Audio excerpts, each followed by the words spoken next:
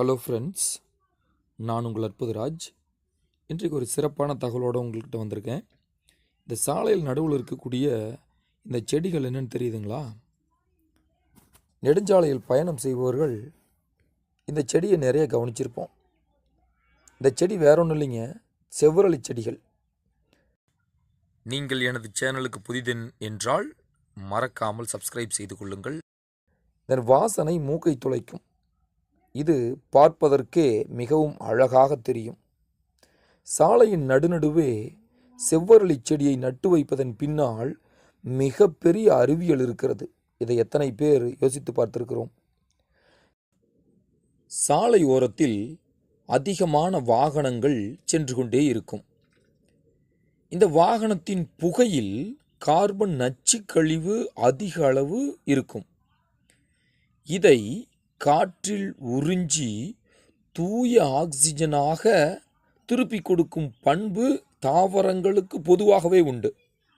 இது செவ்வரளி செடிக்கு இன்னும் கூடுதலாக இருப்பதாக அறிவியல் கண்டுபிடித்திருக்கிறது.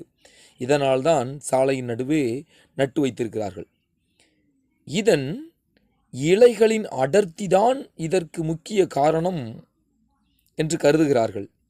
இது காற்றில் உள்ள கார்பன் கழிவை எளிதில் உள்வாங்கும் தன்மை கொண்டது. செவ்வரளி பொதுவாகவே வறண்ட பகுதிக்கு ஏற்ற தாவரமாகும். இதனால் இதை யாரும் தண்ணீர் ஊற்றி பராமரிக்க வேண்டிய அவசியம் கிடையாது. மண் அரிப்பை கட்டுப்படுத்துவதிலும் இரைச்சல் மாசுவை கட்டுப்படுத்துவதிலும் செவ்வரளி முக்கிய பங்கு வகிக்கிறது. இது வாகனத்தின் முகப்பு விளக்கு எதிரே வரும் வாகனத்தில் படாமலும் தடுக்கிறது. பொதுவாகவே செவ்வரளி செடியின் இலைகளை ஆடு, மாடு, எருமைகள் என எதுவுமே சாப்பிடுவது கிடையாது. அழகு மட்டுமே பிரதானமாய் இருப்பதனால் இதனை யாரும் ஒடிப்பதும் இல்லை, விறகுக்காக எடுத்துச் செல்வதும் இல்லை. இதன் காரணமாக தான் நெடுஞ்சாலை ஓரங்களில் செவ்வரளியை நட்டு வைத்திருக்கிறார்கள். இது கழிவுகளை, நச்சு கழிவுகளை உள்வாங்கி தூய ஆக்சிஜனை நமக்கு தருவதனால் இது முக்கிய பங்கு வகிக்கிறது. எனவே இதனை மேலும் பராமரிப்போம். அடுத்த முறை இந்த தாவரங்களை பார்க்கும்போது நமது கண்ணோட்டம் நிச்சயமாக இதன் பயன்தான் நமக்கு தெரியும் என நம்புகிறேன்.